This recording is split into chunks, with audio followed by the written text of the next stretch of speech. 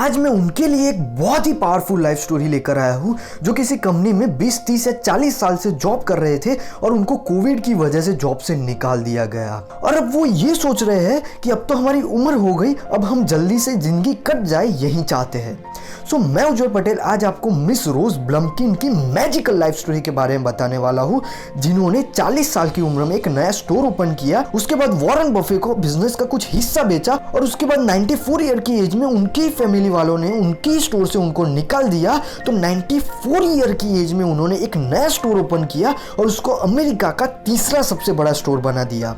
कसम से बोल रहा हूँ, अगर आपने इस पूरे वीडियो को सुन लिया, समझ लिया और फील कर लिया ना, तो इस नए साल में आपके बंद पड़े बिजनेस को शुरू करने में और चल रहे बिजनेस को दौड़ाने के लिए बहुत ही ज्यादा मोटिवेशन मिलने वाला है। तो चलिए जानते हैं आपकी जिंदगी का टर्निंग पॉइंट बनने वाली मिस रोज की जिंदगी मेरी जुबानी। वर्ल्ड वॉर 1 की शुरुआत में ही मिस रोज के पति रशिया से बाहर निकल चुके थे और उसके बाद बारी थी मिस रोज की। उनके पति ने 3 साल तक पैसे इकट्ठा करके मिस रोज को अपने पास अमेरिका लाने का इंतजाम कर लिया था। और उसके बाद मिस रोज साइबेरिया से जापान पहुंची और वहां से एक छोटी सी नाव से 7000 किलोमीटर दूर सियाटल अमेरिका पहुंची। अमेरिका पहुंचने के बाद भी उनको बहुत सारी प्रॉब्लम्स फेस करनी पड़ी, क्योंकि उनके पास ना तो पैसे थे, ना एजुकेशन था और ना तो उनको इंग्लिश बोलना आता था। उन्होंने अपनी 5 साल की छोटी बच्ची जो स्कूल में इंग्लिश पढ़कर आती थी उससे इंग्लिश सीखना शुरू किया। जैसे ही उनको थोड़ा थोड़ा इंग्लिश बोलना आने लगा, वैसे ही उन्होंने अपने पति के साथ एक कपड़ों का स्टोर ओपन किया।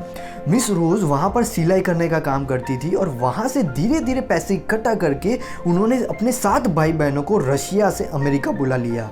पर कुछ ही समय बाद अमेरिका में डिप्रेशन आने की वजह से उनका कपड़ों का काम बंद होने लगा, पर तब तक उनके पास $500 इकट्ठा हो गए थे और उसके बाद कुछ काम करना था। और मिस रोज को फर्नीचर बहुत पसंद था और उनको पहले से ही फर्नीचर का बिजनेस करना था, पर वो बाहर के देश के थे और उसी वजह से लोगों ने उनको पैसे उधार देने के लिए भी मना कर दिया। फिर भी उन्होंने हार नहीं मानी और उन्होंने अपना ही सामान बेचकर अपने ही बेसमेंट से फर्नीचर का बिजनेस शुरू किया और उसका नाम नेब्रास्का फर्नीचर रखा। यहाँ पर वो अपने ही कुछ स्ट्रेटजीज के साथ वर्क करती थी, जैसे कि लोगों को बहुत ही सस्ता और अच्छी क्वालिटी का सामान देती। अगर किसी को फर्नीचर खरीदने के बाद कोई प्रॉब्लम होती तो वो तुरंत चेंज करके देती और सबके साथ वो 1 to 1 बहुत ही अच्छे से कम्युनिकेट भी करती थी और उसी वजह से उनका बहुत ही अच्छा ग्रोथ भी हो रहा था।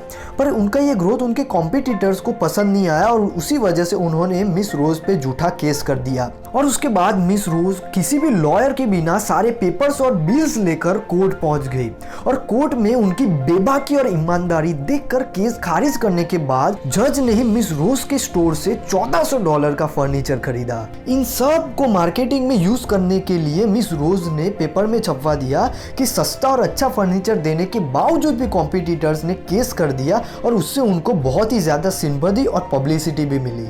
उसके बाद उनके कॉम्पिटिटर्स ने एक यूनियन बना दिया और मिस रोज को जो फर्नीचर सप्लाई करता था उस सप्लायर के पास जाकर बोल दिया कि अगर तुम मिस रोज को फर्नीचर सप्लाई करोगे तो हम में से कोई आपसे फर्नीचर नहीं खरीदेगा। और उसी वजह से मजबूरन उस सप्लायर ने मिस रोज को फर्नीचर सप्लाई करने से मना कर दिया और अब मिस रोज की जिंदगी में बहुत ही बड़ी प्रॉब्लम आ गई थी। पर इस बार भी उन्होंने हार नहीं मानी और उन्होंने दूसरे स्टेट से फर्नीचर लाना शुरू कर दिया और धीरे धीरे मेहनत और ईमानदारी से अपने बिजनेस को एक्सपेंड करते करते नेब्रास्का फर्नीचर अमेरिका का सबसे बड़ा फर्नीचर स्टोर बन गए। रोज ब्लमकिन जब 90 साल की हुई तब उनके बाद उनके बच्चों में झगड़े ना हो उस वजह से उन्होंने उनके बिजनेस का कुछ हिस्सा बेचने के लिए निकाला।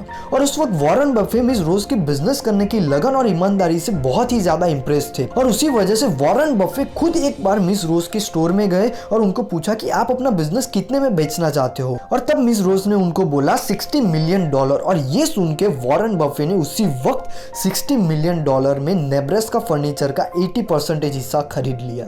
और 90 साल के बाद भी मिस रोज ब्लमकिन हर दिन 7 से 10 घंटे अपने सभी स्टोर्स में सर्विस देती थी और अपने सारे स्टोर्स को मैनेज भी करती थी। उसके बाद जब मिस रोज 94 इयर्स की हुई तब उनकी फैमिली वालों को उनका स्टोर्स में आना पसंद नहीं था और उसी वजह से उन्होंने मिस रोज को अपने स्टोर में आना बंद करवा दिया। तो उन्होंने अपने स्टोर के सामने दूसरा स्टोर ओपन किया और वहां पर 94 ईयर की एज में कारपेट बेचना शुरू कर दिया और कुछ ही सालों में अपनी मेहनत से उस स्टोर को उन्होंने अमेरिका का तीसरा सबसे बड़ा कालीन बेचने वाला स्टोर बना दिया। उसके बाद मिस रोज जब 100 साल की हुई तब उनकी फैमिली वालों को उनकी गलती का एहसास हुआ और मिस रोज ने तब उनको माफ भी कर दिया और वॉरेन बफे ने उनका नया स्टोर भी खरीद लिया और फर्नीचर स्टोर के साथ उनको मर्ज भी कर दिया। मिस रोज ब्लमकिन 104 साल तक जिए और 104 साल तक वो हर दिन 7 घंटे काम करते थे। वॉरेन बफे आज भी हर साल कुछ स्टूडेंट्स को मिस रोज के नेब्रास्का फर्नीचर स्टोर्स दिखाने ले जाते हैं, क्योंकि वॉरेन बफे का ये मानना है कि जब स्टूडेंट्स मिस रोज की लाइफ स्टोरी जानते हैं और उनका स्टोर देखते हैं तब उनके सारे सवालों के जवाब उनको मिल जाते हैं। मिस रोज ब्लमकिन जैसे जितने भी लोग होते हैं उनमें शून्य से सर्जन करने का नशा बहुत ही ज्यादा होता है।